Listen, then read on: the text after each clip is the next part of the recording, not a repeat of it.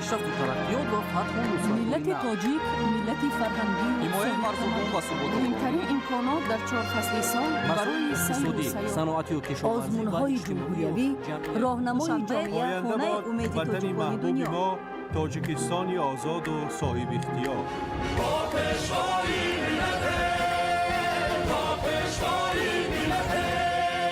دوست باشید، اتفاق باشید، شکرانه همین دولت کنید، شکرانه همین سرزمین کنید، شکرانه کنید که چنین وطن عزیز و محبوب دارید.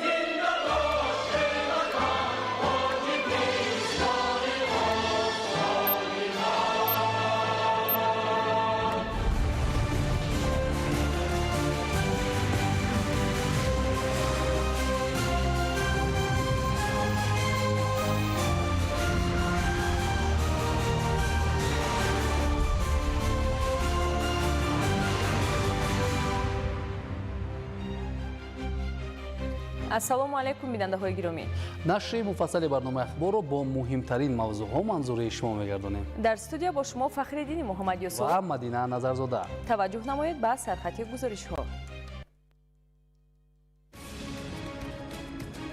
аз душанбе то дурдастарин гӯшаҳои ватан навои футбол эҳсоси ифтихор ва рӯҳи муттаҳидӣ танинандоз аст. рӯзи футбол танҳо ҷашни варзиш нест, балки рамзи дӯстӣ, сулҳ ва пайванди миллатҳост. ҷаҳониён имрӯз хуб медонанд ки пушти ин ташаббуси наҷиб ва сатҳи ҷаҳонӣ кишвари соҳибтамаддуну сулҳпарвари Тоҷикистон меистад. эҳсоси баланди масъулият нисбат ба ояндаи давлату миллат, ҷашни 35-солагии истиқлоли давлатӣ рамзи ифтихори миллӣ, худшиносӣ ва оғози марҳилаи нави бунёдкориву тараққиёти кишвар. дар тамоми гӯшаву канори кишвар корҳои созандагию ободонӣ вусъати тоза гирифта симои шаҳру деҳот рӯз аз рӯз зеботару замонавӣ мегардад. таъмини амнияти узуқаворӣ, кафолати саломатии миллат ва пояи устувори ояндаи босуботи кишвар. имрӯзҳо дар ноҳияи 5 мавсими ҷамъоварии ғалла бо маром идома дошта, кишоварзон бо ҳисси баланди масъулият барои таъмини бозори дохилӣ бо маҳсулоти ватанӣ саҳми арзандаи худро мегузоранд. барқ сарвати миллист. истифодаи оқилонаи он нишонаи масъулияти баланди шаҳрвандӣ мебошад. амалишавии ҳадафҳо дар самти расидан ба истиқлолияти комили энергетикӣ. идомаи корҳои фаҳмондадиҳӣ дар ноҳияи Мир Саид Алии Ҳамадонӣ. шарҳи ин ва дигар хабарҳо дар нашри муфассали барномаи иттилоотии ахбор. истифодаи самараноки заминҳои корам, беҳтар намудани ҳолати мелиоративии заминҳо, вусъати кишти такрорӣ, гирифтани 2-3 ҳосил ва баландбардоштани маҷмӯи маҳсулоти кишоварзӣ яке аз ҳадафҳои стратегӣ маҳсуб ёфта. дар ин самт дар шаҳру ноҳияҳои кишвар тадбирҳои зарурӣ амалӣ карда мешавад. дар ин замина муовини сарвазири кишвар Сулаймон Зиёзода аз раванди корҳои саҳроӣ ва фаъолияти хоҷагидорони ноҳияҳои минтақаи Кӯлоб боздид намуданд. гузориши ҳамкорони мо дар ин хусус. дар партави дастуру супоришҳои президенти ҷумҳурии Тоҷикистон пешвои миллат муҳтарам Эмомалӣ Раҳмон, муовини сарвазири мамлакат Сулаймон Зиёзода бо вусъати корҳои саҳроӣ аз ҷумла истифодаи самараноки ҳар порча замини корам, дастрасии хоҷагидорон ба оби полезӣ, нашъунамои зироати кишоварзӣ, ҷамъоварии маҳсулоти кишоварзӣ, хӯроки чорво ва раванди кишти такрории хоҷагиҳои деҳқонию кооперативҳои сесолии ноҳияи Фархор ошноӣ пайдо намуданд. тавре маълум гардид, дар натиҷаи заҳмати софтдилонаи хоҷагидорон нашъунамои пахта, сабзавоту полезӣ ва дигар зироати кишоварзӣ хеле хуб мебошад. пахта яке аз зироати афзалиятнок ба шумор меравад, ки барои фаъолияти корхонаҳои саноатӣ, хоса пахтатозакунӣ, истеҳсоли равғану хӯроки чорво аҳамияти хоса дошта барои рушди насоҷиву дигар соҳаҳои саноати сабук ҳамчун ашёи хуми пурқимат мусоидат менамояд. аз ин рӯ дар ноҳияи Фархор ба кишту парвариши чунин зироати дорои аҳамияти иқтисодӣ дошта диққати зарурӣ равона гардида, сол аз сол майдони пахтазорҳо васеъ карда мешаванд. зимни боздид аз корҳои саҳроӣ, намояндагони ҳукумати ҷумҳурии Тоҷикистон бо аҳли заҳмат вобаста ба дастуру ҳидоятҳои роҳбари давлат оиди истифодаи самараноки заминҳои корам, вусъати кишти такрорӣ, ба гардиши кишоварзӣ ворид намудани заминҳои бекорхобида, шароиту имконоти фароҳам намудаи давлату ҳукумати кишвар, дастрасии хоҷагидорон ба техникаву тухмиҳои хуштифат, баландбардоштани маҷмӯи маҳсулоти кишоварзӣ ва саҳмгузорӣ дар таъмини амнияти узуқавории мамлакат изҳори назар карданд. میگویند امسال کشاورزان ناحیه برای زیاد نمودن حاصل غلط تخمی علوصفت را دسترس نموده کشت و پرورش کردند. طور از جریان دره معلوم گردید غله‌کاران حاصل خوبی جو را به دست آورده ایستادند و مقصد دارند که با استفاده از چنین نوع‌های تخمی خوش‌صفت و با اقلیم مطابق حاصلناکی را سال از سال زیاد نمایند. طبق اطلاع مسئولان در ناحیه فرخار بیش از 70,000 سر حیوان کلان شاخدار و زیاده از 180,000 سر مال میده پرورش کرده می شود. برای تامین رشد ساحه و زیاد نمودن سرشمار چاروا کشاورزان ناحیه عزم دارند که از حساب علف‌های طبیعی میدان کشت غله و زراعت خوراک چاروا 110,050 تن خوراک چاروا جمع‌آوری و ذخیره نمایند. با مساعد آمدن موسم بهار امسال در موضع بهارستان و چراگاه‌های حدود ناحیه علف‌های طبیعی خیلی خوب نشأ و نما یافته است. اهل زحمت ناحیه فرخار با استفاده از باد و هوای مساعد، تکنیک و ماشین‌آلات کشاورزی و دیگر امکانات موجوده کوشش به خرج داده ایستادند که تا آخر موسم جمع‌آوری خوراک چاروا را سر وقت به انجام رسانیده برای دوره زمستان ذخیره کنند. در ادامه معاون سروزیر جمهوری تاجیکستان از روند کارهای صحرا و فعالیت خواجگیداران ناحیه واسه بازدید نمودند. نشأ و نمای زراعت کشنموده زحمتکشان ناحیه از جمله زراعت تکنیکی و سبزوات و پولیزی خوب مشاهده گردیده کشاورزان امید بر یانیدن حاصل فراوان محصولات کشاورزی دارند. فعالیت گرمخانه‌های جماعت شهرک و دهات ناحیه و پرورش سبزوات در آنها قانع کننده ارزیابی گردید. خواجگی دهقانی حاجی فیض‌الله واقع در جماعت دهات توگرک ناحیه واسه از خواجگی‌های پیشقدم در پرورش سبزوات و تامین سبد استعمالی ساکنان با محصولات تر و تازه کشاورزی محسوب می‌یابد. اهل زحمت در یک هکتار خواجگی گرمخانه بنیاد کرده در آن پامیدار، بادرنگ، قلمفور بلغاری و دیگر زراعت کشاورزی پرورش نموده ایستادند که عین حال غرق حاصل می‌باشند. تامین امنیت اوضاع که از هدف‌های استراتژی حکومت جمهوری تاجیکستان به شمار می‌رود، زحمتکشان ناحیه واسه پیوسته تلاش می‌نمایند که در این سمت قدم‌های استوار گذارند و با این وسیله در تامین سبد استعمالی اهالی با محصولات تر و تازه کشاورزی به شغل دائمی و موسمی فرا گرفتن ساکنان و بلند برداشتن سطح نیکوحوالی آنها سهمگذار باشند. رویدادی در سطح جهان کم نظیر آوردن مشت خاکی فرزانه ملت از فدراسیون روسیه به وطن با احساس خودشناسی و هویت ملی و افتخار و وطنداری مردم کشور روح الهامی تازه بخشید.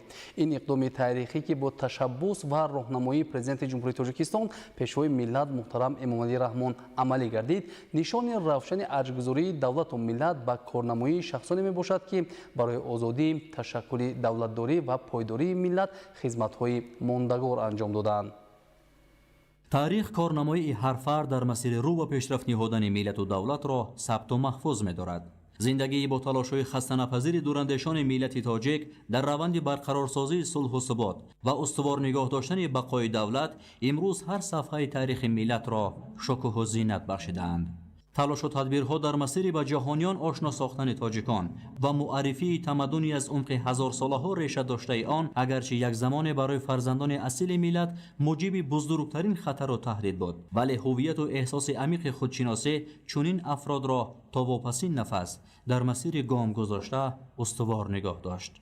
نوبسته از این اعتراف ها که ملت تاجیک یک ملت صاحب تمدن دارای تاریخ کهن هستند، اما در سالهای 20 عصر گذشته بر اثر اون واقعه هایی که به همه ما معلوم است یک حوادث بر سر مردم تاجیک آمد.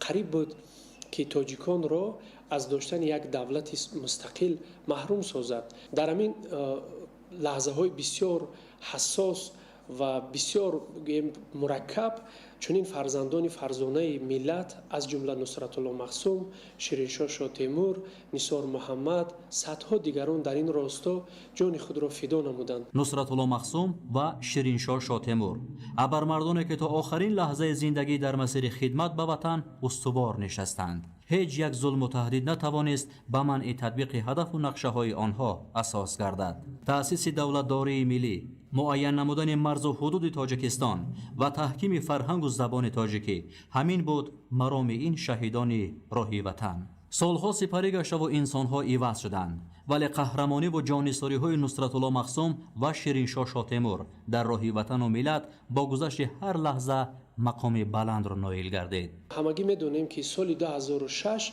با بینابت گرفتن چنین خدمت‌های شخصان بالاذکر با آنها عنوان قهرمان عالی تاجیکستان داده شد. ورود مشت خاک از مکان دفن این ابرمردان بازگوی ارج و احترام به قهرمانی و صداقت آنها از جانب ملت تاجیک به خصوص رهبر دولت محترم امام علی رحمان است. این تشبس در سطح جهان کم نظیر باز هم از محبت و ارجگذاری خلق تاجیک نسبت به گذشته خویش را بازگو می‌کند. این برای ملت تاجیک، برای فرزندان و نسل آینده تاجیک بسیار یک تأثیر بخش است. این سه نفری که برای هستی ملت تاجیک، برای دولت تاجیکستان معاصر نقش کلیدی بازیدند. مثلا شیرین شاه شاه تیمور نصرت الله مخصوم در روند تقسیمات ملی حدودی که در سال 1924 به عمل آمد، محض در اینجا یکی از رویه و گروه هایی بودند که مثلا پانتورکیست میگفتند. مثلا در اینجا این گروه ها یعنی هستی ملت تاجیک را در زمینی که تاریخ 6000 ساله داشت نمیخواستند که چنین یک دولت ملی تاجیکی بنیاد نمایند و به واسطه همین شخصیت ها بودند که به ملت تاجیک و هستی دولتداری تاجیکان نقش کلیدی گذاشتند و جانبازی ها کردند. آوردن خاک آرامگاه نصرت الله مخصوم، شیرین شاه شاه تیمور و نثار محمد تنها یک اقدام رمزی نیست. این احترام به تاریخ است، احترام به جانثاری، صداقت به ملت و پاس داشتن خاطره مردانی که زندگی خود را برای بقای ملت بخشیدند. امروز نام و کارنامه نصرت الله مخصوم، شیرین شاه شاه تیمور و نثار محمد همچون نمونه عالی وطن دوستی، خودشناسی، فداکاری و صداقت به دولت و ملت گرامی داشته می شود. زیرا پاس داشتن کارنمایی فرزندان برومند ملت این اعتماد به آینده باز هم نکو را بیشتر می کند. دایر به تشبس‌های سازنده و سیاست فرهنگ پرورانه پرزیدنت جمهوری تاجیکستان پیشوای ملت محترم امام علی رحمان از جمله وابسته به تطبیق اقدام نوبتی پاس خاطر قهرمانان ملی در شهر و ناحیه‌های کشور همایش‌های علمی معرفتی برگزار گردید. گزارش همکاران ما در این خصوص. امام علی رحمان تحکیم بخش خودشناسی ملی و احیاگر ارزش‌های تاریخی. چارابین فخری در دانشگاه ملی تاجیکستان به افتخار اقدام نجیب و سازنده و تاریخی پیشوای ملت محترم امام علی رحمان برای ارزش‌گذاری به خدمت‌های ارزشمند فرزانه فرزندان ملت، هیئت پروفسوران و آموزگاران دانشگاه ملی تاجیکستان خواسته تاریخ شناسان را به هم آورد. چون این تدبیر در پیروی به سیاست فرهنگ پرورانه و تشبس‌های خیرتمندانه پیشوای ملت عملی گردیده به خاطر قدردانی از خدمت‌های شخصیت‌های صورت گرفت که برای آزادی، آبادی وطن، حفظ زبان و فرهنگ ملی و تحکیم دولتداری تاجیکان جان‌نثاری نمودند. ذکر گردید که رویدادی فرح بخش در تربیت حس خودشناسی و وطن دوستی میان نسل جوان و معرفی بیشتر قهرمانان ملت نقش مؤثر می‌گذارند. پاسداری خاطره فرزندان فرزانه ملت، قهرمانان تاجیکستان نصرت الله مخصوم، شیرین شاه شاه تیمور و چهره برجسته فرهنگ ملی نثار محمد همچون رمز ارزش‌گذاری به تاریخ، حفظ خاطره ملی و احترام به فرزندان صادق ملت اهمیت بزرگی معنوی دارد که نشان ارزش‌گذاری به خدمت‌های تاریخی آنها در راه تأسیس و تحکیم دولتداری ملی ارزیابی می‌گردد. احترام به گذشته و پاسداشتن خاطره شخصیت‌های فداکار یکی از پایه‌های مهم خودشناسی، وحدت ملی و تحکیم ارزش‌های دولتداری ارزیابی شد.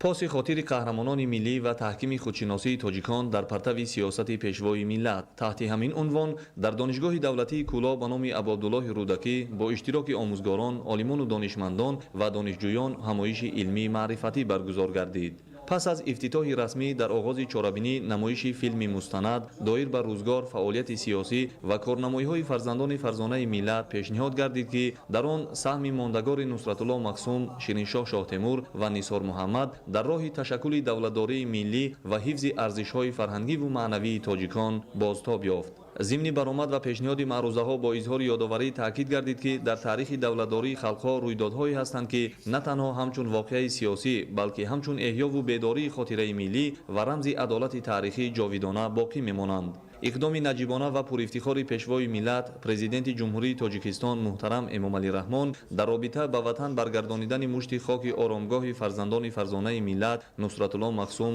Шириншоҳ Шоҳтемур ва чеҳраи маъруфи маърифатпарвари тоҷик Нисор Муҳаммад маҳз аз ҷумлаи ҳамин гуна рӯйдодҳои сарнавиштсоз мебошад.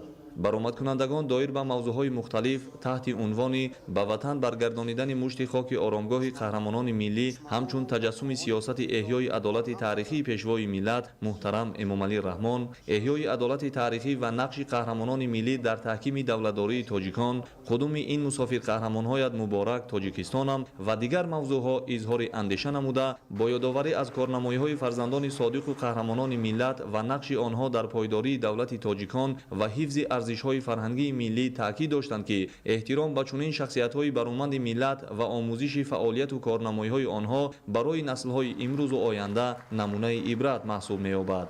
дар идомаи ҳамоиш бо ифтихор изҳор гардид ки татбиқи чунин иқдоми шоистаи роҳбари давлат дар замири ҷомеа бахусус ҷавонон эҳсоси баланди худшиносӣ, ватандӯстӣ, ҳифзи ҳофизаи таърихӣ ва арҷгузорӣ ба муқаддасоти миллиро таҳким мебахшад. дар прокуратураи генералии ҷумҳурии тоҷикистон бахшида ба рӯзи ҷавонони тоҷикистон ҳамоиши тантанавӣ баргузор гардид ки дар он прокурори генералӣ ва намояндагони кумитаи кор бо ҷавонон ва варзиш иштирок намуданд. дар ҳамоиш нақши ҷавонон дар таҳкими давлатдорӣ, риояи қонун ва пешрафти ҷомеа муҳим арзёбӣ шуд. дар маҷлисгоҳи прокуратураи генералии ҷумҳурии тоҷикистон мулоқоти прокурори генералии ҷумҳурии тоҷикистон бо ҷавонони кишвар аъзои иттиҳодияи ҷамъиятии пайравони пешвои миллат баргузор гардид. дар он масъалаҳои нақши ҷавонон дар таҳкими давлатдорӣ, ҳифзи арзишҳои миллӣ, баландбардоштани фарҳанги ҳуқуқӣ ва пешгирии ҷинояткорӣ мавриди баррасӣ қарор гирифтанд. зимни суханронӣ таъкид гардид ки ҷавонон нерӯи пешбарандаи ҷомеа ва ояндаи давлату миллат буда сиёсати давлатии ҷавонон яке аз самтҳои афзалиятноки давлатии Тоҷикистон ба ҳисоб меравад. маҳз дар даврони собистиқлолӣ барои таълиму тарбияи насли наврас ва ҷавон, рушди илму маориф, варзиш, технологияи муосир ва ташаккули тафаккури инноватсионӣ заминаҳои мусоид фароҳам оварда шуда, стратегияву барномаҳои давлатӣ бунёди муассисаҳои таълимӣ ва варзишӣ, инчунин дастгирии ташаббусҳои ҷавонон ҳамчун самти муҳими сиёсати иҷтимоии давлат таъмин гардид. ба ҷавонон тавсия дода шуд ки аз тамоми имкониятҳои мавҷуда барои таҳсил, омӯзиши илмҳои дақиқ, технологияи иттилоотӣ ва инноватсионӣ, касб омӯзӣ, мутолиа, варзиш ва иштироки фаъол дар ҳаёти ҷамъиятӣ самаранок истифода баранд. изҳор доштанд ки ҷавонони саодатманди миллат дар даврони истиқлол аз тамоми имконот бархурдор гардида барои пешрафти ҷомеа дар ҳама бахшҳо муваффақ мебошанд. дар анҷоми ҳамоиш аз ҷониби ҷавонон донишҷӯёни мактабҳои олии кишвар ба прокурори генералӣ саволҳо пешниҳод гардид ки марбути мавзӯъҳои назорати қонунҳо, пешгирӣ аз ҷинояту ҷинояткорӣ ва таъмини волояти қонун дар ҷомеа буд ки аз ҷониби прокурори генералии ҷумҳурии тоҷикистон посухҳои дақиқ дода шуд. бо натиҷагирӣ аз мулоқот прокурори генералии ҷумҳурии тоҷикистон аз ҷавонон даъват ба амол оварданд ки ба эътимоди давлату ҳукумат сазовор бошанд ва дар роҳи таҳкими сулҳу субот, ваҳдати миллӣ, қонуният ва рушди устувори кишвар саҳми арзандаи худро гузоранд. сокинону соҳибкорони ноҳияи восеи вилояти Хатлон бо ҷонибдорӣ аз сиёсати созандаву бунёдкоронаи ҳукумати кишвар дар корҳои ободонӣ, созандагӣ ва рушди маҳал саҳми фаъолона мегузоранд. чунин иқдоми шоиста дар диҳаи сарчашмаи ҷамоати деҳотӣ ба номи Худоёр Раҷабови ноҳия низ идома дошта, сокинон бо ҳисси баланди масъулият барои боз ҳам ободу зебо гардонидани маҳалли зист саҳмгузорӣ менамоянд. идомаи мавзӯъ дар гузориши ҳамкорони мо. сокинону соҳибкорони деҳаи саричашмаи ҷамоати деҳотӣ ба номи Худоёр Раҷабови ноҳияи Восе бо ҷонибдорӣ аз сиёсати созандаи ҳукумати мамлакат тадбирҳои ободониро дар маҳал вусъат бахшида истодаанд. татбиқи чунин иқдомҳои созанда дар заминаи омодагиҳо ба истиқболи шоиста аз ҷашни 35-солагии истиқлоли давлатӣ роҳандозӣ гардида, марҳилаи аввали корҳои роҳсозӣ дар деҳа ки 2300 метрро ташкил медод, соли 2025 оғоз ёфта мунфарш карда шуд. давра ба давра бо саҳми соҳибкорону сокинони маҳаллӣ тадбирҳои ободониву созандагӣ амалӣ гардида, токунун мунфаршнамоии роҳҳои мошингузари қисме аз кӯчаҳо, равшаннамоӣ ва бетонрезии ҷӯйборҳои обрави канори роҳҳо иҷро шуда, тозагиву ободонии маҳал таъмин шудааст. оғози ин тадбири созанда дар марҳилаи навбатӣ бо ифтихор ва рӯҳияи болидаи сокинон бо шиору овезаҳои ҷашнӣ дар фазои идона шурӯъ гардид. طبق نقشه این نوبت در مرحله دوم مسافه 700 متر راههای بین دهه منفرش کرده شد. مرحله نوبتی منفرش نمایی راههای ماشینگرد کوچه‌های دهه با حشر دستجمعانه ساکنان و سهمگذاری صاحبکاران محلی که از هدایت‌های سازنده پیشوای ملت محترم امامعلی رحمان منشأ می‌گیرد با روحبلندی خاص و سرعت بلند مهنتی جریان دارد. ساکنان دهه سرچشمه از تشبس‌های پیشوای معظم ملت محترم امامعلی رحمان روحبلند گردیده برای آبادانی دهه خود سهم ارزانی خود را گذاشته ایستاده‌اند. حالا مردم دهه راه‌های کوچه‌های دهه را اسفالت‌پوش کرده ایستاده‌اند. ما ساکنان دهه افتخار می‌کنیم در چنین وطن آباد و زیبا زندگی می‌کنیم. آینده مقصد داریم که چنین آبادکاری‌ها را زیادتر کنیم. تامین صفتناکی روند ساختمان زیر نظارت دائمی متخصصان قرار داشته برای مطابق ساختن آن به معیارهای سطح بلند راهسازی، تکنیک و مکانیزم‌های ساحوی سفربر گردیده است. این چنین کارهای علاوگی از جانب ساکنان با قوه دستی اجرا شده، این عامل به سرعت کارهای بنیادی تأثیری بیشتر می‌رساند. در ادامه عملی سازی چنین تشبس‌های سازنده و در اساس دستگیری‌های دائمی حکومت مملکت با تطبیق گردیدن لایحه سال روان ساکنان دهه با آب تازه آشامیدنی تامین شدند. تامین همه گونه پیشرفت، آبادانی در محل و رسیدن به مقصد و هدف‌های نیک و سازنده محض در نتیجه اتحادی و همرامی مردم و زیر یک شعار سرجم و همفکر بودن امکان پذیر می‌گردد. سازندگی مرام ماست. این شعار ساکنان وطندوس دهه سریچشمه جماعت دهات به نام خدای رجبی ناحیه واسع است. اقدام و تشبسکاری‌های سازنده مردم باعث بران شده است که راه‌های کوچه‌های دهه منفرش، آبادی محل تامین و سطح نیک و احوالی ساکنان رو به بهبودی دارد. با نظرداشت وسعگی کوچه‌ها راه‌های منفرش شونده از 6 تا 18 متر پهنایی دارد. طبق معلومات آینده نزدیک در مرحله سیوم راهسازی باز مسافه 2 کیلومتر راه‌های ماشینگردی دهه منفرش می‌گردد. چون این تدبیرهای آبادانی با سهم ساکنان و صاحبکاران دهه تا جشن 35 سالگی استقلال دولتی ادامه یافته، در نظر است که در مهلت پیش بینی شده منفرش‌سازی راه‌های بین دهه پورا عملی کرده شود. عالم ناصرزاده، خورشید نادرخان، ناحیه واسع، اخبار. در ناحیه قبودیان در دوره آمادگی‌ها به جشن 35 سالگی استقلال دولتی و تطبیق برنامه دولتی رشد مؤسسه‌های ساحه معارف ولایت ختلان برای سال‌های 2022-2027 دو مرکز انکشاف کودک در نزد مؤسسه‌های تعلیمی افتتاح گردید. این اقدام با سهم صاحبکاران محلی و شریکان رشد عملی شده و بهتر گردیدن فراگیری کودکان به تحصیلات تا مکتبی مساعدت می‌نماید. بعد از مورد استفاده قرار دادن چنین مرکزهای انکشاف کودک در ناحیه قبودیان زیاده از 200 نفر کودک به تعلیم و تربیت فرا گرفته شدند. صنفخانه‌های این مؤسسه‌ها کشاد و برهوا بوده به طلبات معاصر تحصیل جوابگو می‌باشند.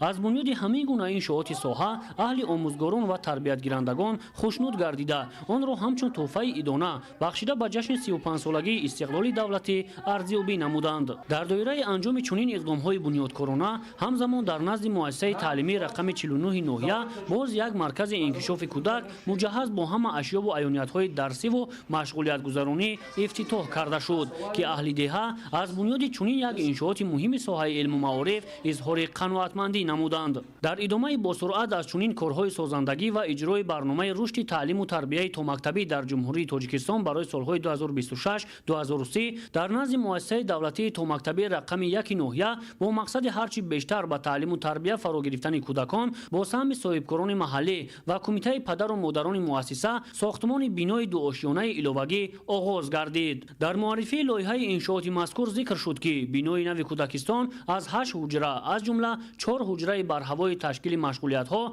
4 حجره با 120 رخت خواب، تخخانه و دیگر انشاءات یاری رسان عبارت بوده طبق فرمایش و نقشه چاره‌بینی‌های مقامات اجرایی حکومت دولتی ساخته به استفاده داده شود. مسئولین مقامات اجرایی حکومت давлатии ноҳия ин иқдоми сокинону соҳибкоронро нишонаи ватандӯстӣ ва пуштибонӣ аз сиёсати маорифпарваронаи ҳукумати ҷумҳурии Тоҷикистон арзёбӣ карда таъкид доштанд ки бояд бо фароҳам овардани шароити мусоид ва бунёди чунин иншооти нави соҳа кӯдаконро аз овони хурдсолӣ дар рӯҳияи донишандӯзӣ ва ватанпарастӣ ва ҳисси ифтихори миллӣ ба камол расонд. Шозода Самандар, Мусои Нурмуҳаммад, ноҳияи Қубодиён, Ахбор. бахшида ба ҷашни 35-солагии истиқлоли давлатӣ дар шаҳри Бустон нақшаҳои созандагӣ мавриди амал қарор доранд. Ҳамакнун дар идомаи корҳои ободонии барқарорсозии кӯли шаҳрӣ оғоз гардид. Аз раванди барқарорсозии ин иншоот ҳамкорони мо гузориш медиҳанд. дар давраи омодагӣ ба ҷашни 35-солагии истиқлоли давлатии ҷумҳурии Тоҷикистон дар шаҳри Бустон бо сохта ба истифода додани иншооти гуногун дигаргуниҳои куллӣ ба амал омада сатҳу сифати зиндагии сокинон беҳтару хубтар гардид. ҳоло дар шаҳр бунёди биноҳои баландошиёнаи истиқоматӣ, коргоҳу корхонаҳои саноатӣ, марказҳои муосири хизматрасонию савдо ва дигар иншооти ҳаётан муҳим идома дорад. инак дар раванди тақвияти корҳои ободонию созандагӣ ба муносибати ин ҷашни умумимиллӣ барқарорсозии кӯли шаҳри Бустон ки масоҳаташ бештар аз 20 гектарро ташкил медиҳад оғоз гардид. ин тадбири муҳим аз ҷониби мақомоти иҷроияи ҳокимияти давлатии шаҳри Бустон бо дастгирии соҳибкорони маҳаллӣ амалӣ гардида дар назар аст ки то моҳи сентябри соли равон мавриди баҳрабардорӣ қарор дода шавад. корҳои марбут ба барқарорсозиро кормандону мутахассисони ҷамъияти дорои масъулияти маҳдуди элегант иҷро менамоянд. дар марҳилаи якум деворҳои канории кӯл ки бо гузашти солҳои зиёд хароб гардидааст пурра бетонпош ва дар атрофи иншоот барои истироҳату фароғати сайёҳони дохилию хориҷӣ марказҳои нави хизматрасонӣ бунёд карда мешавад. бо мақсади сазовор пешвоз гирифтани 35-солагии истиқлолияти давлатии ҷумҳурии Тоҷикистон як қатор корҳои ободониву созандагӣ бо маром ҷараён дорад. ҳамзамон айни ҳол таъмири кӯли шаҳрӣ оғоз гардид. корҳои оҳану бетонӣ ҷараён дорад. барои таъмири кӯли шаҳрӣ зиёда аз 5 адад техникаҳои корӣ ҷалб карда шуда зиёда аз 50 нафар фаъолият доранд. бештар аз як сол мешавад ки дар ин мавзеъ барқарорсозии меҳмонхонаи хуҷанд ҳам идома дорад. меҳмонхонаи хуҷанд аз 14 ошиёна иборат буда бо анҷоми корҳои сохтмонӣ дар ин иншооти муҳташам дар як вақт барои қабули 300 нафар меҳмон шароити мусоид фароҳам меояд. меҳмонхонаи хуҷанд бо маблағгузории мақомоти иҷроияи ҳокимияти давлатии вилояти Соғд навсозӣ гардида то ҷашни 35-солагии истиқлоли давлатӣ ба истифода дода мешавад. амалҳои марбут ба барқарорсозии меҳмонхонаро бештар аз 100 нафар коргарони 6 ширкати сохтмонӣ ба уҳда доранд. соли равон аз ҷониби кормандони раёсати хоҷагии манзилию коммуналии шаҳри Бустон тадбирҳои марбут ба чароғонкунӣ, шинонидани ниҳоли дарахтони ороишию ҳамешасабз ва сафолакпӯш намудани роҳҳои пиёдагарди атрофи кӯл амалӣ гардид. дар гидр атрофи кӯли шаҳрӣ як қатор корҳои ободонӣ аллакай ба иҷро расонида шуд, аз ҷумлаи шинонидани дарахтони нави павлонӣ ба миқдори зиёда аз 1000 беғ ва зиёда аз 20 адад нишасткурсиҳои замонавӣ ва зиёда аз 3500 метри мураббаъ корҳои сафолакпӯшкунӣ, чароғонкунӣ пурраи гирди атрофи кӯли шаҳрӣ айни замон ба пуррагӣ ба иҷро расонида шудааст. дар ин мавзеъи сайёҳӣ ҳамзамон як пули хурд низ барқарор карда шудааст. абдуваҳоби абдусаттор, Илёс Бобоҷон, шаҳри Бустон, Ахбор. дар шаҳраки Нӯмон розиқи шаҳри Ваҳдат дар доираи тадбирҳои созандагӣ ба истиқболи ҷашни 35-солагии истиқлоли давлатӣ 1 километр роҳ пурра навсозӣ шуд. гузориш дар ин хусус. муассисаи таҳсилоти миёнаи умумӣ рақами 8 шаҳраки Нӯмон розиқ дар партави ҳидоятҳои созандаи пешвои муаззами миллат муҳтарам Эмомалӣ Раҳмон давоми солҳои охир боз ҳам ободу зебо гардида истодааст. бо роҳандозии тадбирҳои ободкорона дар оғози соли хониши 2025-2026 ду симхонаи нави иловагӣ сохта мавриди истифода қарор дода шуд. бо дастгири падару модарон ва соҳибкорони муваффақ давоми 4 моҳи соли ҷорӣ бо амалӣ намудани тадбирҳои созандагӣ зиёда аз 30 тирезаҳои таълимгоҳи мазкур навсозӣ карда шуд. همکاری سودمند میان صاحبکاران، پدر و مادران با مکتب و معارف میباشد که روند تعلیم و تربیت نسل نورس در مؤسسه تحصیلات میانه عمومی رقم 8 نظر به سالهای گذشته خیلی هم بهتر گردیده است.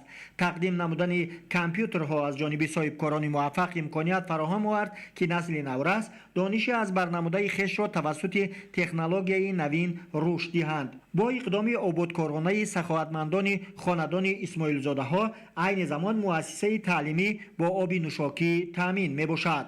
همچنین راه نزدی مؤسسوی مطابق به زمان گردانیده می شود. توسط تکنیکا و با سرجمی ساکنان مسافه نزدیک به 1 کیلومتر راه نزدی مؤسسه تحصیلات میانه عمومی رقم 8 شهر وحدت بتونپوش گردیده مطابق به زمان گردانیده شد. با بتونپوش گردیدن راه مذکور آینده رفت آمد آموزگاران و خوانندگان به مؤسسه تعلیمی باز هم بهتر می گردد.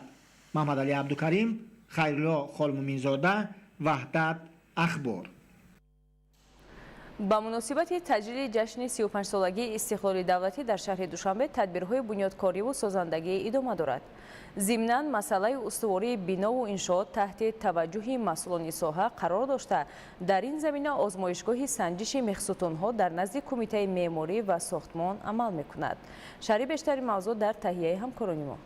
این دفعه تجهیزات آزمایشگاه سنجش مخصوصون و اساسهای بنا و انشاءات کارخانه واحد دولتی تشخیصگری ریاست اکسپرتیزهای دولتی کمیته معماری و ساختمان نزد حکومت جمهوری تاجیکستان در محل بنیاد ساختمان بیناهای استقامتی با جایگیرانی مرکزهای سودا و خدمترسانی و توقفگاه در کوچه میرزا ترسونزاده ناحیه اسماعیل سامانی زیر فشار گذاشته شد. تدبیرهای ساختمانی را در این انشاءات کارمندان جمعیت دارای مسئولیتش محدود آبادکار دیار به سامان میرسانند. مسلماً بنیاد انشاءات بلندآشیانه در خاک‌های فرونشین با استفاده مخصوصونها راه اندازی می شود. سنجش تاب‌آوری مخصوصونها باشد همچون معیار ساختمانی شهرسازی امری ضروری ارزیابی می‌گردد. دوام 3 سال اخیر سنجش مخصوصونهای انشاءات در خاک‌های فرونشین بنیاد شونده در اکثریت بیناهای بلندآشیانه ساخته شونده شهر دوشنبه وسیع براه مانده شده است و شرکت‌های ساختمانی به فعالیت آن توجه ظاهر می‌کنند. به خاطر تامین استواری انشاءات ما تصمیم گرفتیم که بینای بلندآشیانه 20 شانه را مخصوصونهاشون را از سنجش گذرانیم. در این سمت با ما ریاست اکسپرتیزهای دولتی همکاری نمودند. مقصد از این سنجش ما مستحکم بنیاد کردن بنا میباشد.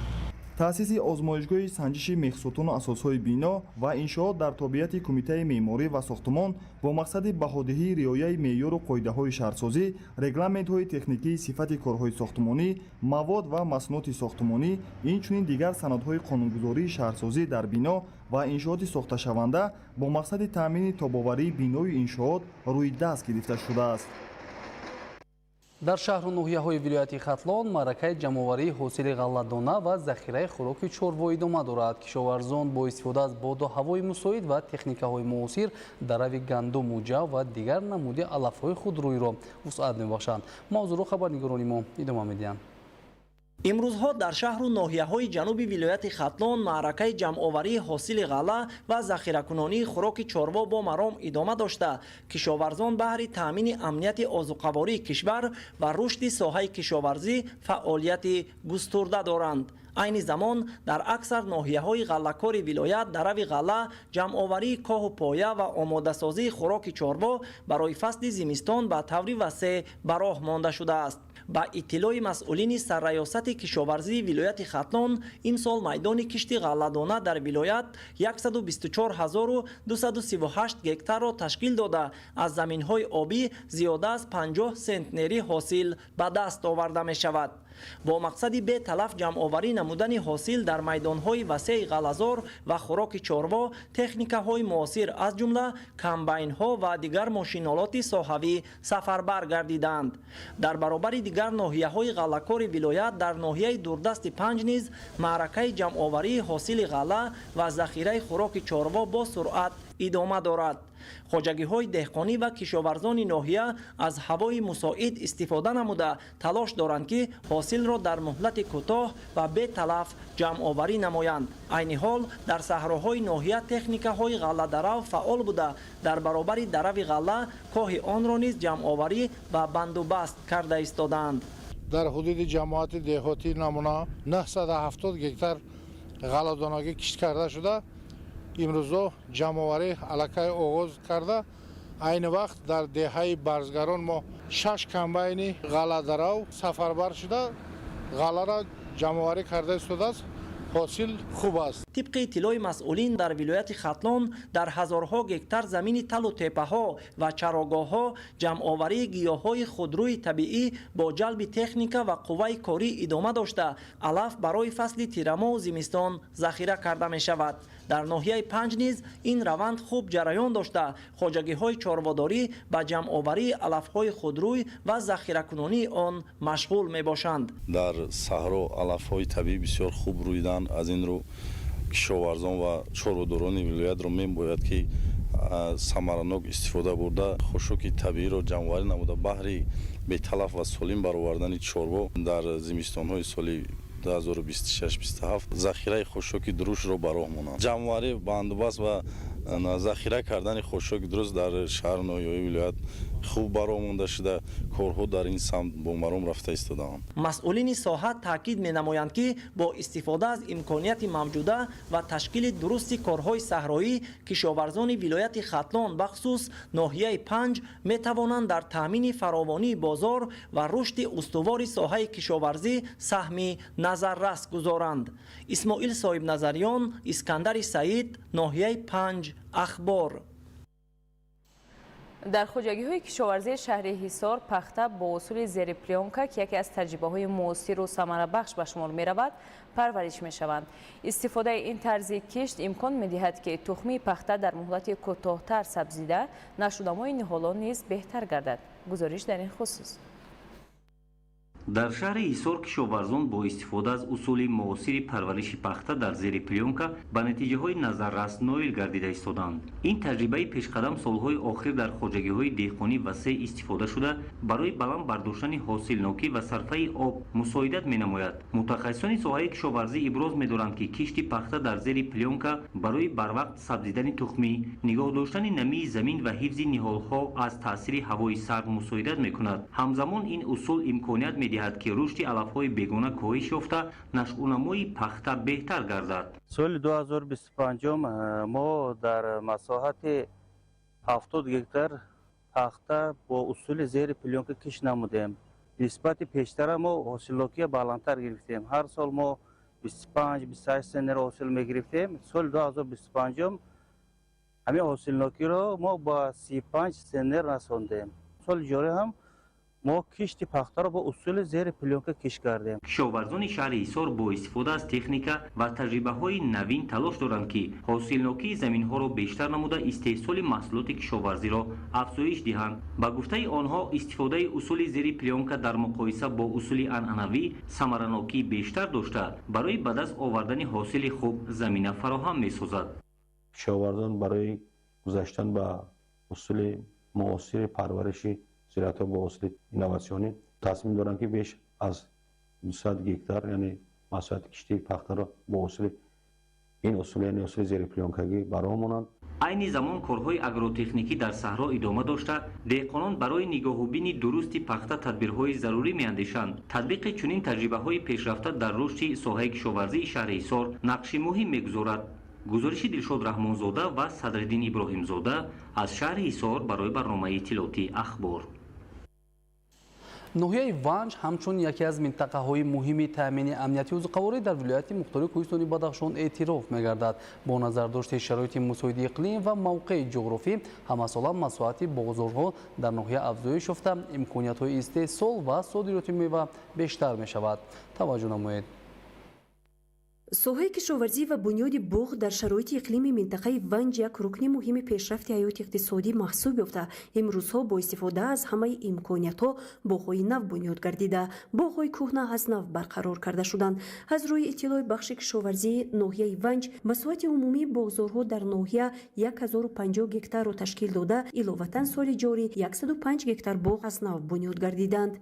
در دوران 35 سال استقلال دولت جمهوری تاجیکستان در ناحیه ونج زیاده از 1050 باغ‌های نو بنیاد کرده شدند که در 4 ماه سال 2026 105 گکتار باغ‌های نو به قید گرفته شده است.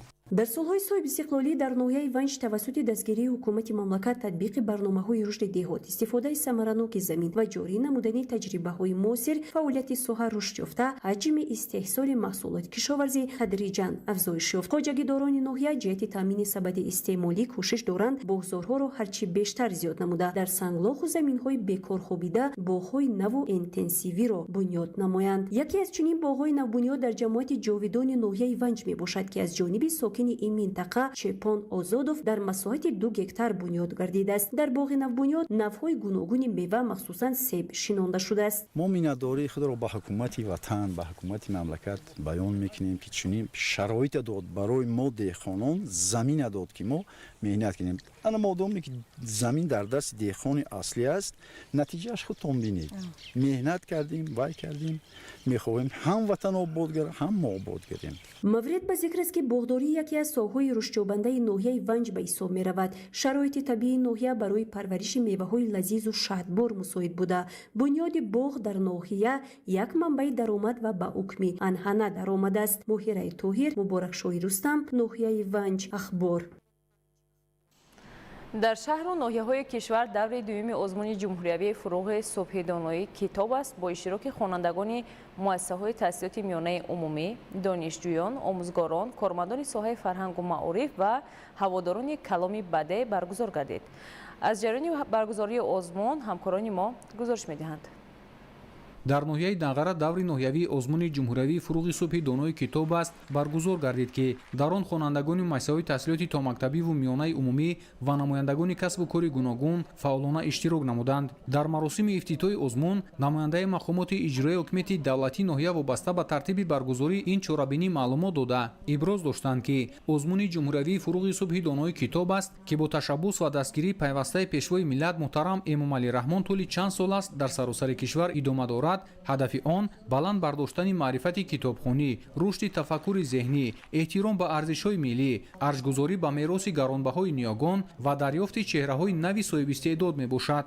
роҳи донишро ба ҳар гуна забон.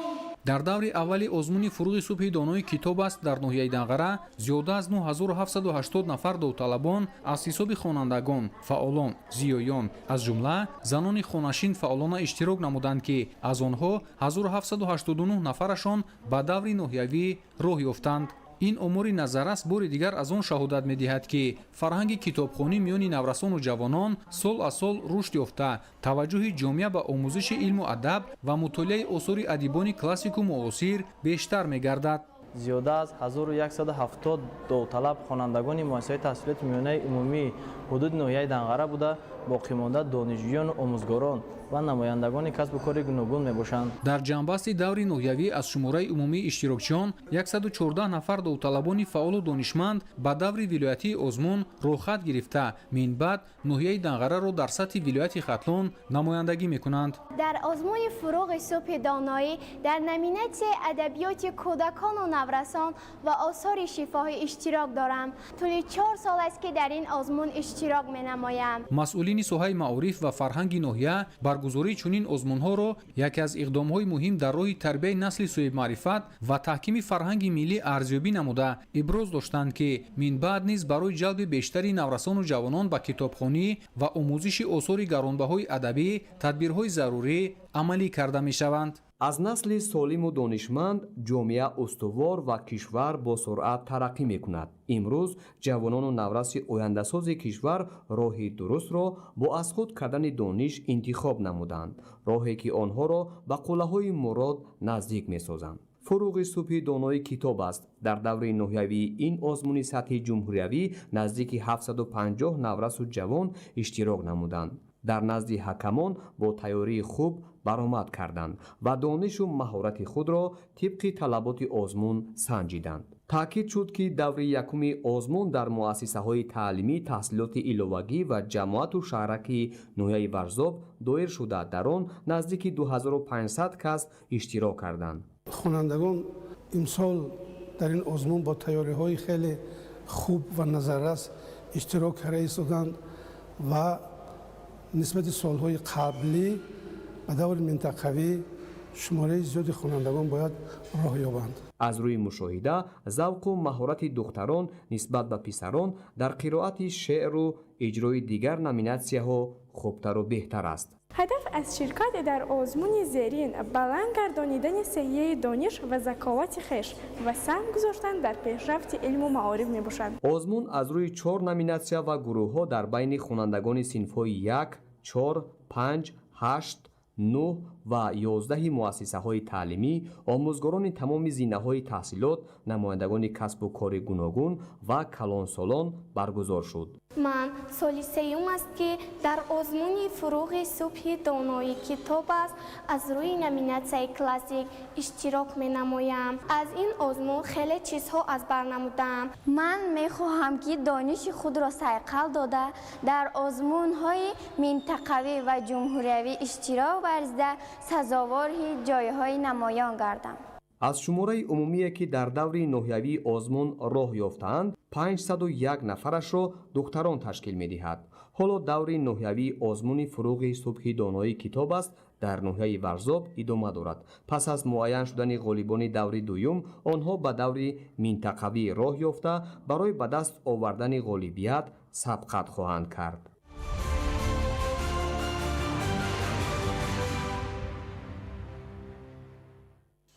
дар шаҳри Истаравшан даври аввали озмуни ҷумҳуриявии Тоҷикистон ватани азизи ман бо иштироки ҷавонони соҳиби истеъдод баргузор гардид. иштирокшон дар номинатсияҳои оҳангсозӣ, сарояндагӣ, навозандагӣ, санъати тасвирӣ ва дизайн маҳорати худро намоиш доданд. гузориш дар ин хусус.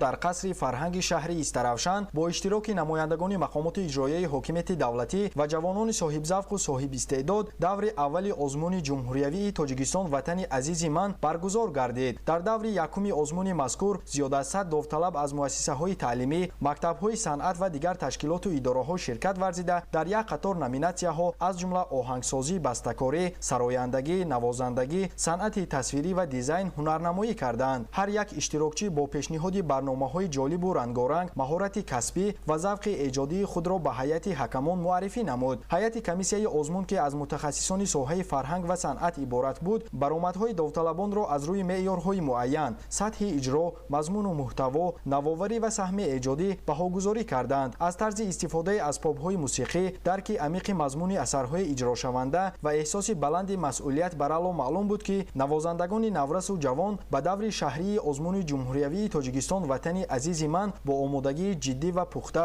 ворид шуданд. иштирокчиён бо маҳорати баланд асбобҳои гуногуни мусиқиро ба садо дароварда, нозукиҳои иҷрои асарҳоро ба таври ҳирфаӣ нишон доданд. ҳар як баромад фарогири эҳсоси самимӣ, дарки дурусти оҳанг ва эҳтиром ба санъати миллӣ буда, аз шавқу завқи баланди онҳо нисбат ба мусиқӣ шаҳодат медод. қайд гардид ки сатҳи омодагии иштирокчиён нисбат ба солҳои қаблӣ беҳтар шуда, таваҷҷӯҳи ҷавонон ба санъати миллӣ рӯз аз рӯз афзоиш меёбад. дар натиҷа беҳтарин довталабон сазовори ҷойҳои ифтихорӣ гардида ба даври вилоятии озмун роҳхат гирифтанд. ин давр имконият фароҳам меорад ки иштирокчиён маҳорати худро дар сатҳи баландтар нишон дода барои иштирок дар даври ҷумҳуриявӣ мубориза баранд. зикр кардан ба маврид аст ки чунин озмунҳо дар заминаи сиёсати фарҳангии пешвои миллат муҳтарам Эмомалӣ Раҳмон барои ҳифз ва рушди анъанаҳои миллӣ, тарбияи насли наврас дар рӯҳияи ватандӯстӣ ва кашфи чеҳраҳои нави эҷодӣ нақши муҳим доранд. Фирдавс Умарзода, Орзу Маъруфзода, шаҳри Истаравшан, ахбор.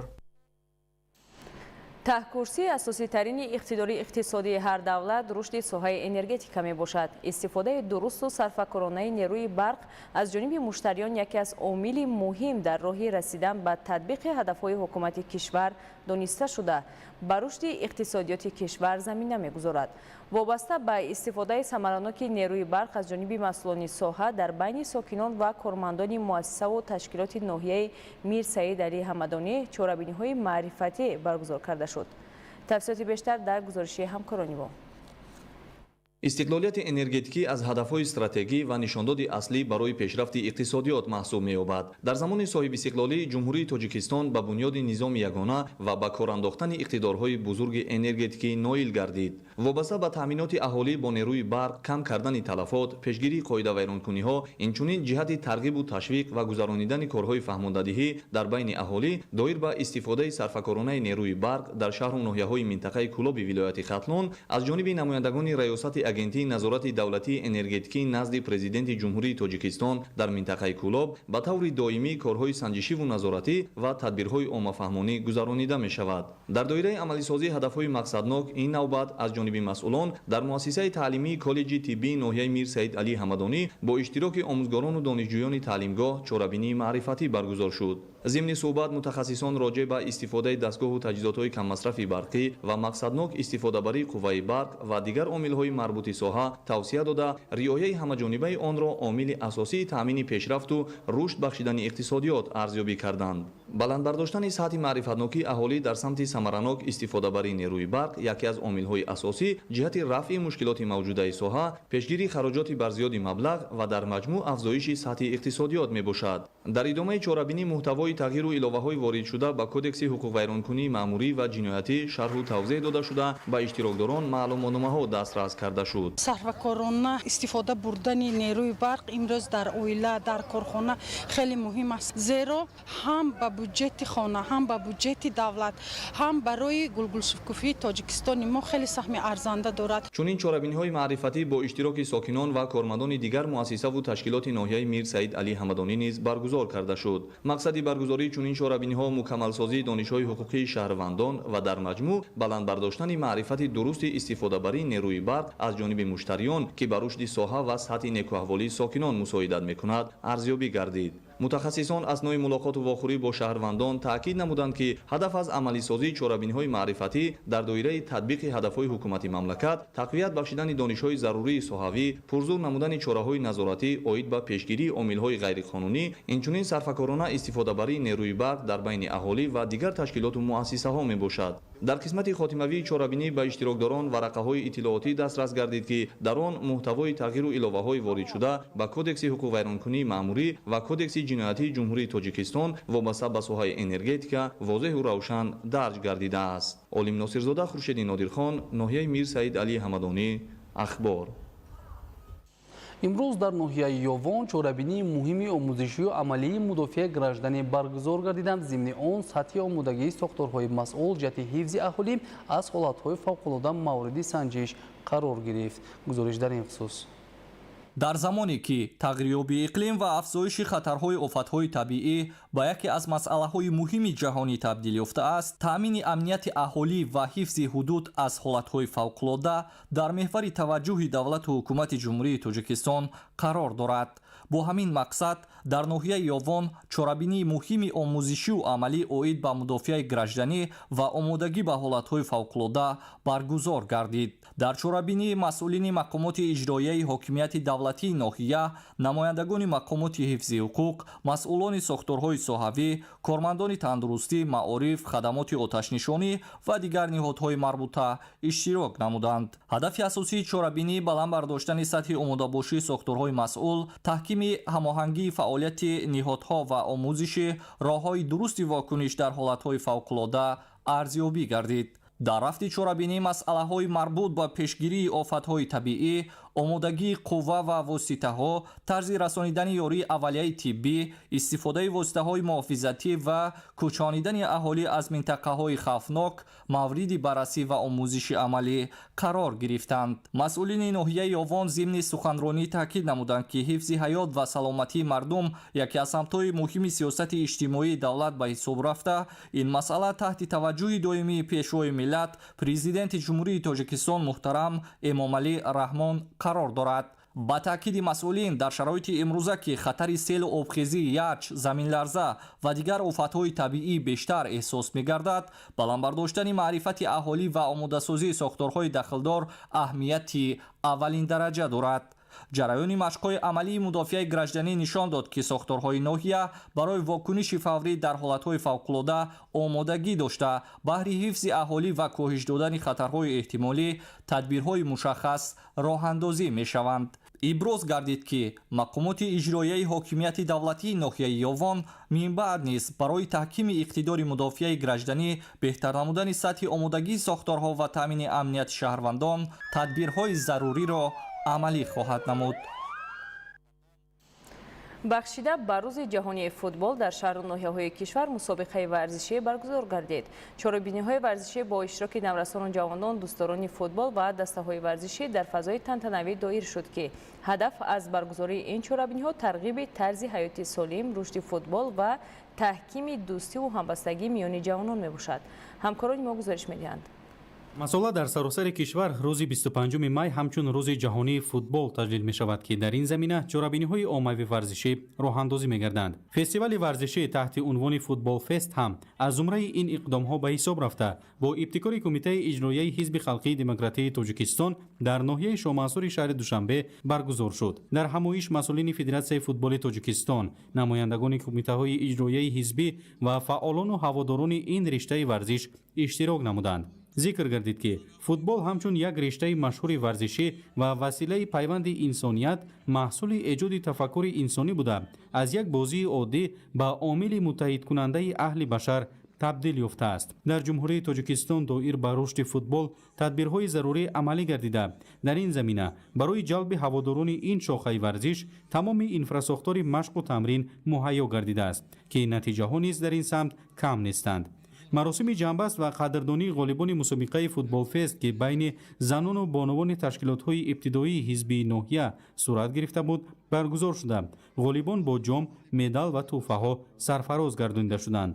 ҳамоиши мазкур бо мақсади тарғиби тарзи ҳаёти солим, рушди фарҳанги варзишӣ, таҳкими дӯстиву ҳамдигарфаҳмӣ, оммавигардонии футбол миёни аҳолӣ ва дар заминаи ин ҷалби ҷавонону наврасон ба варзиш роҳандозӣ гардидааст. барномаи мукаммали фарҳангии аҳли ҳунари ноҳия ба чорабинӣ таровати хоса бахшида анҷомбахши ин ҳамоиши варзишӣ гардид.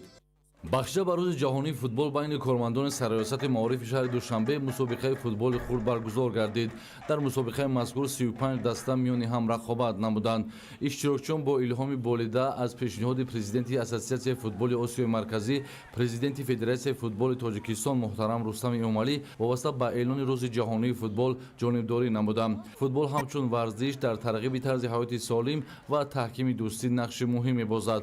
дар чорабинӣ таъкид гардид ки имрӯз варзиш ба хусус футбол дар тоҷикистон бо дастгирии президенти федератсияи футболи тоҷикистон муҳтарам Рустами Эмомалӣ рушду тавсеяи бесобиқа ёфта барои ҷавонон тамоми шароити мусоид фароҳам оварда шудааст. баргузории мусобиқаи футбол дар байни кормандони соҳаҳои гуногун саҳнаи дӯстию ҳамдигарфаҳмӣ, таҳкими эҳтироми байни ҳамдигарӣ ва рушди рӯҳияи дастаҷамона ба шумор меравад. дар ҷараёни бозӣ иштирокчиён маҳорати хуби варзишӣ, интизоми намунавӣ ва ҳисси баланди масъулиятшиносӣ нишон доданд. дар фарҷом ба ғолибон ва иштирокчиёни фаъоли мусобиқа медал, диплом, ҷом ва тӯҳфаҳои хотиравӣ тақдим карда шуд. дастаи футболбозони раёсати молияи Исмоили Сомонии шаҳри Душанбе миёни вазорату идора ва ташкилоту муассисаҳои ҳудуди ноҳия бо бозии намунавии худ сазовори ҷойи аввал гардид. футбол миёни дастаҳои вазорату идора ва ташкилоту муассисаҳои ҳудуди ноҳия наздик ба як моҳ идома ёфт. дар маросими ҷанббастии мусобиқаи мазкур таъкид шуд ки футбол яке аз намудҳои рушдёфтаи варзиш дар қаламрави ҷумҳурии Тоҷикистон ба шумор рафта дар байни аҳолӣ нисбат ба дигар намудҳои варзиш маҳбубияти зиёд касб намудааст. таъмини рушди футбол дар ҷумҳурии Тоҷикистон ва дастгирии варзишгарон, хусусан футболбозон дар маркази таваҷҷӯҳи сарвари давлат муҳтарам Эмомалӣ Раҳмон ва раиси Маҷлиси Миллии Маҷлиси Олии Ҷумҳурии Тоҷикистон, раиси шаҳри Душанбе, президенти Федератсияи футболи Тоҷикистон муҳтарам Рустами Эмомалӣ қарор дорад. хеле хурсанд ҳастем ки ҷои намоёнро яъне ҷои аввалро дар мусобиқаи варзишӣ ишғол намудем. боиси ифтихор аст ки иқдомҳои пайваста доир ба бунёди инфрасохтори варзиш аз ҷумла сохтумони варзишгоҳҳо ва дигар иншооти соҳа дар шаҳри Душанбе ва тарғибу ташвиқи насли наврас ба тарзи ҳаёти солим боиси рушду тараққиёти футбол ва дигар намудҳои варзиш шуда истодааст. ёдовар шудан ба маврид аст ки омӯзгорон ва кормандони муассисаҳои таҳсилоти миёнаи умумии ноҳия низ миёни ҳам маҳорату малакаи футболбозии худро нишон доданд. дар ҷанббастии мусобиқа дастаҳои ғолиб бо ҷом, медал, диплом ва маблағҳои пулӣ аз ҷониби мақомоти иҷроияи ҳокимияти давлатии ноҳияи Исмоили Сомонӣ қадрдонӣ гардиданд. чорабинии фарҳангӣ анҷомбахши ин мусобиқаи варзишӣ гардид. пайки шодӣ ва шукӯҳ шаомати футболи тоҷик бо баргузории фестивали умумии ноҳиявӣ бо иштироки садҳо нафар наврасону ҷавонон ва дӯстдорони футбол ба варзишгоҳи ҳулбуки ноҳияи восеъ низ расид. дар чорабинии намояндагони мақомоти иҷроияи ҳокимияти давлатӣ, бахши кор бо ҷавонон ва варзиш, мақомоти ҳифзи ҳуқуқи ноҳия, масъулони федератсияи футболи минтақаи кӯлоб, собиқатдорону варзишгарони маъруф ва садҳо нафар ҷавонони боистеъдод иштирок намуданд. зикр шуд ки футбол ҳамчун варзиши рақами як дар ҷаҳон нақши муҳимеро дар тарғиби тарзи ҳаёти солим ва таҳкими дӯстӣ байни халқҳо мебозад. таъкид гардид ки федератсияи футболи тоҷикистон ва сохторҳои ин ниҳод дар минтақаи кӯлоб ҳамеша кӯшиш менамояд то барои рушду тарғиби футбол бахусус миёни наврасону ҷавонон тамоми шароитҳои мусоидро фароҳам оварад. ҳайати меҳмонон ба зиёда аз 200 нафар кӯдакон ва иштирокчиёни фаъоли чорабинӣ тӯҳфаҳои хотиравӣ тақдим намуданд. пас аз қисмати расмии чорабинӣ бо иштироки мураббиёну дастпарварони мактабҳои варзишии ҳудуди ноҳияи восеъ маросими бошукӯҳи фестивали бозиҳои варзишӣ баргузор гардид. дар он футболбозони наврас, дастаҳои маҳаллӣ ва дӯстдорони футбол ҳунарнамоӣ намуда бо намоиши маҳорати хуби варзишии худ диққати мухлисонро ҷалб карданд. ҳамчунин бозиҳои шавқовар бо иштироки кӯдакон ва ҷавонони боистеъдод доир гардид ки фазои идонаро боз ҳам шаҳомат бахшид. дар ин чорабинӣ ҳайати футболбозони дохиливу хориҷии ҳулбуки ноҳияи восеъ якҷо бо кӯдакону наврасон дар ҳамоиши варзишӣ ширкат варзиданд ва барои кӯдакону наврасон мастер-классҳо гузаронида бо шодию нишод аз ин ҷашни умумии ҷаҳонӣ истиқбол гирифтанд. ноҳияи восеъ ду дастае дорад ки дар лигаи якум ҳулбуки восеъ ва рахши восеъ баромад мекунанд ва новобаста ба ин боз дар деҳаҳо бозиҳои байни ҷамоатҳо гузаронида мешавад маҳз ба ин ба ташаббуси ҳамин рӯзи футболи ҷаҳонӣ ва 35-солагии истиқлолият. ин чорабинии сатҳи ноҳиявӣ бори дигар собит намуд ки футбол дар байни сокинони хатлонзамин хоса хурду бузурги ноҳияи восеъ ҷойгоҳи махсус дошта сиёсати варзишпарваронаи роҳбари давлат барои рушди минбаъдаи он заминаи мустаҳкам фароҳам овардааст. дар академияи клуби футболи истиқлол воқеъ дар шаҳри исор бахшида ба рӯзи ҷаҳонии футбол фестивали байналмилалии футбол баргузор гардид. дар фестивал дастаҳои наврасон аз кишварҳои осиёи марказӣ, қазоқистон, қирғизистон, ӯзбекистон ва дастаи футболбозони истиқлол аз тоҷикистон иштирок намуда маҳорати варзишии худро дар рӯҳияи дӯстиву ҳамдигарфаҳмӣ ва рақобати солим нишон доданд. фестивал бо мақсади рушди футболи наврасон, таҳкими ҳамкориҳои варзишӣ миёни кишварҳои осиёи марказӣ ва тарғиби тарзи ҳаёти солим ташкил карда шуд. боиси ифтихор аст ки чунин як мусобиқаи байналмилалиро дастаи истиқлол якумин бор дар тоҷикистони азизи мо баргузор мегардад ва меҳмонои ҳамсоя ташриф оварданд. мо тасмим гирифтем ки дар рӯзи байналмилалии футбол ки бо ташаббуси муҳтарам рустами эмомалӣ президенти федератсияи футболи тоҷикистон таздиқ шуд, дар ҳамин рӯз як мусобиқаи байналмилалӣ бори аввал дар таърихи ҷумҳуриямон баргузор гардем. академияҳои бақуввати осиёи миёна ташриф оварданд ва ҳадафи мо он аст ки рафтуомад дар осиёи марказӣ бо ҳамсоё бисёртар шавад ва муайян кардани бозингарои беҳтарин ҳам аз мактабҳо ва академияҳои ҷумҳурии тоҷикистон кӯдакони лаёқатмандро дарёфт намуда то ки дар оянда дар тими мунтахаб баромад кунанд ва парчами тоҷикистони азизро дар арасаи байналмилалӣ бардоранд. зимни маросими ифтитоҳ масъулин таъкид намуданд ки футбол ҳамчун яке аз варзишҳои маъруф ҷавононро ба дӯстӣ, муттаҳидӣ ва ватандӯстӣ ҳидоят менамояд. аввалан ба ташкилкунандагони ин чорабинӣ изҳори миннатдорӣ баён менамоям. моро хело ҳам хуб истиқбол гирифтанд. албатта мо кӯшиш мекунем ки бозии хуб нишон диҳем. воқеан ҳам дар тоҷикистон футбол хело ҳам рушд кардааст ва баргузории чунин як чорабинӣ далели равшани таваҷҷӯҳи масъулин барои рушди соҳа мебошад. зимни маросими ифтитоҳ масъулин таъкид намуданд ки футбол ҳамчун яке аз варзишҳои маъруф ҷавононро ба дӯстӣ, муттаҳидӣ ва ватандӯстӣ ҳидоят менамояд. фестивали байналмилалии футбол дар фазои дӯстиву ҳамбастагӣ баргузор гардида барои иштирокчиён имкони хуби табодули таҷриба ва таҳкими робитаҳои варзиширо фароҳам овард. гузориши дилшод раҳмонзода ва садриддин иброҳимзода аз шаҳри ҳисор барои барномаи иттилоотии ахбор.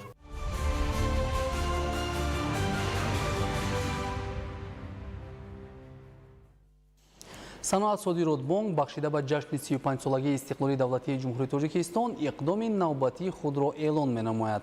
дар доираи ин иқдом файзҳои қарзҳо барои соҳибкороне дар самти истеҳсолӣ фаъолияткунанда бо меъёри 14% солона бо пули миллӣ пешниҳод мегардад. иқдом то 30 сентябри соли ҷорӣ идома меёбад. ҳадафи асосӣ дастгирии рушд ва таҳкими иқтидори истеҳсолии кишвар, дастгирии ғояҳои навсозанда ва фароҳам овардани замина барои таъсиси ҷойҳои нави корӣ мебошад. ҳамчунин бо мақсади дастгирии шаҳрвандони ҷумҳурӣ саноат-содиротбонк фоизи пасандозҳоро то 5% баланд намуд. яъне ин ба он маъност ки мизоҷон имкон доранд дар саноат-содиротбонк пасандоз гузошта бо меъёри то 13% солона даромад гиранд. телефон барои тамос 88 55. бинандаҳои гиромӣ, ин буд нашри муфассали барномаи тиловати ахбор. тансияту хонобод бошед.